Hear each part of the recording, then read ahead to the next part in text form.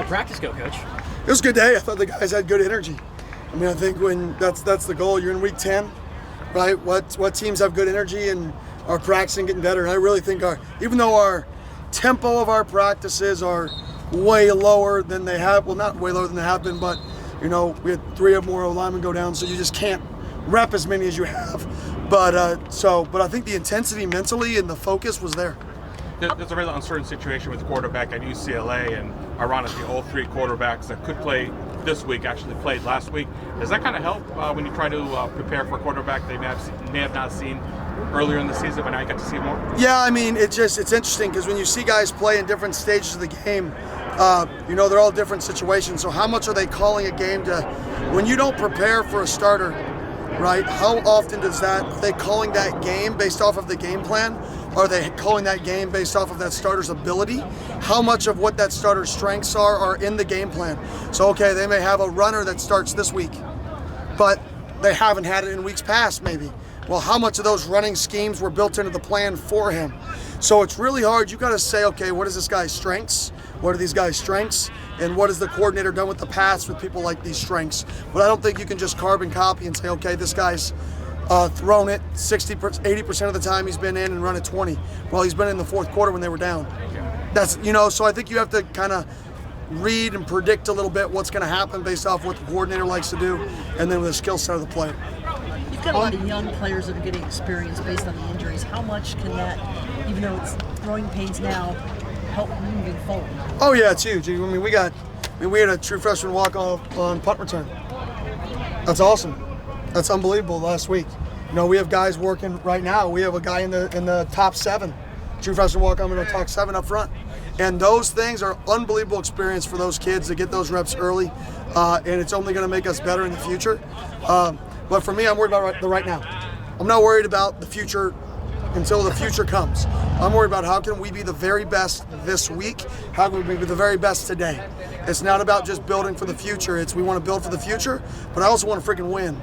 So we're going to do everything we can to win the football game, put our players in the best position to win, also knowing by default the future is getting built at a little bit faster rate because of the unfortunate injuries. Although UCLA's quarterback situation is a little uncertain, their run attack has been consistent for a bulk of the season. What are the challenges with facing an elite rush attack like that? Yeah, you got to have correct fits. I mean, this is a team that's going to put different formations and motions with their inside zone, with their G lead, with their outside zone, backside inserts, with their extra duos, where they bring 2 to 3 guys back, wideouts back, slipping across the formation if you're a man team.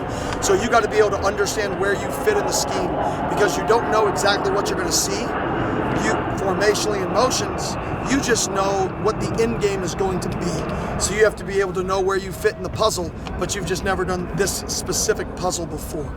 Coach, how much of a challenge has it been to deal with the injuries, especially up front? Yeah, I mean, it's a challenge. You'd be lying to say it's not a challenge, but it is what it is. But yeah, it's a challenge. And, you either rise to the occasion or you quit. And, we're going to do more creative things. If more guys have gone down, you got to get a little bit more creative. We'll be more creative this week. And some people will call it tricky and goofy, whatever it is. It doesn't matter to me. It's what I think is the best position for our football team to go out there and score and win. And it may not be conventional, but it doesn't matter because it's what I think is best for our football team. And some people will like it, some people won't like it. I really don't care. Coach, how do you game plan for all the motions and different sets you're going to see from Chip Kelly this week? You just got to teach your guys the fits. Line up in this formation, what's the fit on this run? This formation, what's the fit? Bonus to hat. How do we fit if they gain a hat? Right? Well, it's the same fit. You just add extra. You're outside the fitter.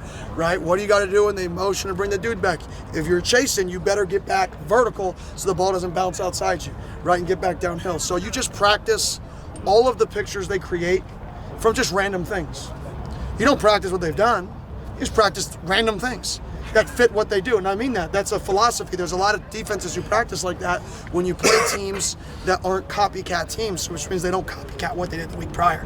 You just got to go out there and do random formations that they haven't done and run their plays with their motions so your guys can just fit random things correctly. It's not about the actual formation or the motion. It's about the fit based off of where the people are. So, Coach, this is high-end stuff you're talking about. Do you have guys that can keep up with that? Yeah, I mean that's football. That's good run fits, to be honest. It's just different because of all the motions and the formations. That's why he does a good job.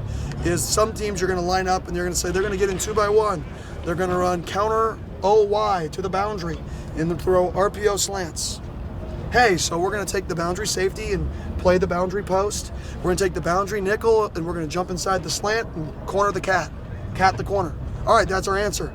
And it's great. You call it, it works. The guys are hoorah. Then you play teams that it's not copycat. You're not going to be able just to say, see, we saw this exact thing on tape. You're going to say, see, they did this same thing 3 weeks ago from a different formation.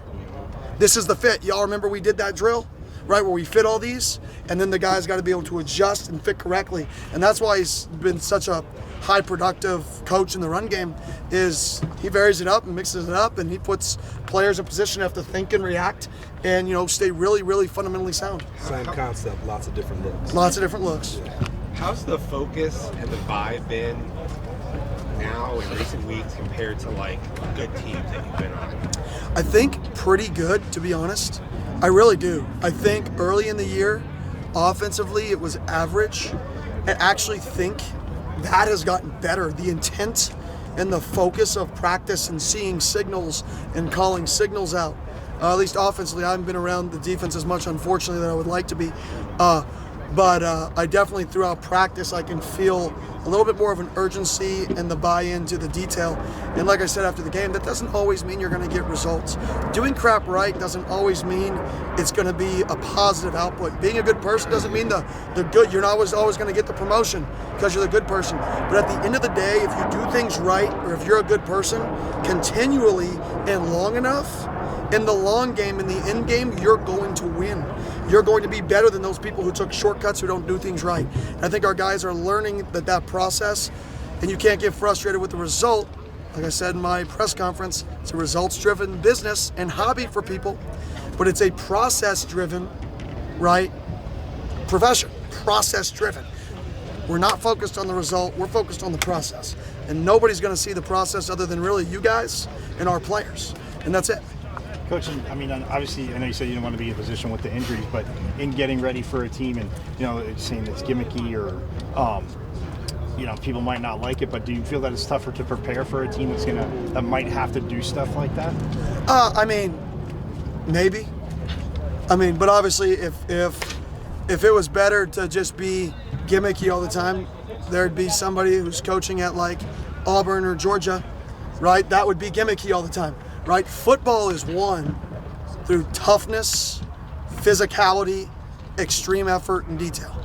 Like, who can do this, who can block, who can tackle, and who can do things right. That's where the game is won. And the best teams in the country, they block, they tackle, they run people over, right? And they do it right over and over and over and over again. That's why I say it's not a schemed game.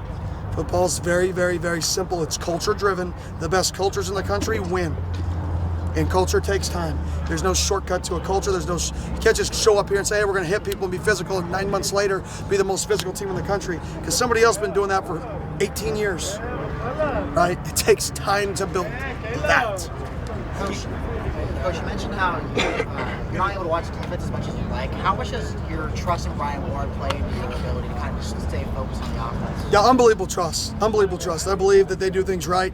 I sit into some of the defensive meetings when we're out of the building, off the field. I can, you know, get a beat on what they're doing. I mean, unbelievable trust. That's why I can do it. Coach, how excited are you for Sun Devil basketball to start tonight, and will you be watching the game tonight? Yeah, if I have time, I'll watch the game. Maybe at my radio show I'll watch. Maybe it'll be behind me instead of the big photo of me. I don't know why they put up. They could put the game for everybody to watch. That'd be exciting, right? That'd be a good thing. But I'm excited. I think Coach Hurley, he's got the fire in his belly, man, that you want as a coach, that you want to see, that you love to. As a coach, I love to see watch him coach. You know, you see the buy-in in the portal. For him, I mean, his recruiting class right now is freaking unbelievable. They're on a huge roll, and I only think this year can continue to build his momentum. But I love watching him coach. I love watching the passion and energy he has that he pours into the guys.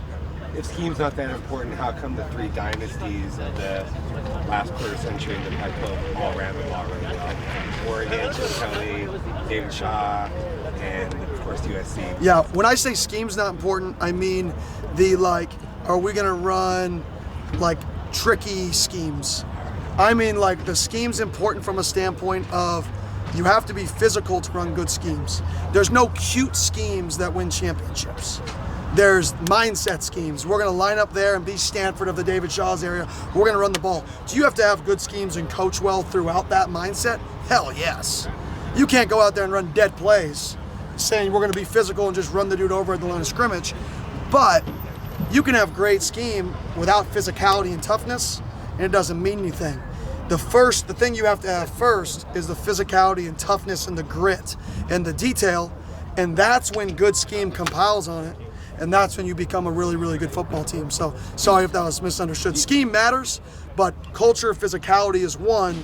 The scheme adds to that. Do you think that you can have consistent, very high-end success if you throw the ball 75, 80% of the time? No, me personally, I do not. I think you will have good games. You'll have good numbers, but I think at the end of the day, you got to be a balanced team. And I know everybody's got different philosophies on that. My philosophy is you take what the defense gives you. If you have a physical team that can run the ball in good hat counts, you run it into good hat counts, and then you should have guys who can win in one-on-one scenarios outside. So regardless of what a defense does, good offenses just take what they give you. A good offense will run the ball for 280 one game, and then we'll come back and throw the ball for 390 the next week. And you can only do that and have that balance if you have the physicality and toughness that when a team gives you the box counts that you're supposed to run the ball versus, right, you can run it. Otherwise, every week, right, it doesn't matter the box counts, doesn't matter the numbers, you got to be a throw team, and then you're being dictated to. Thanks, Coach.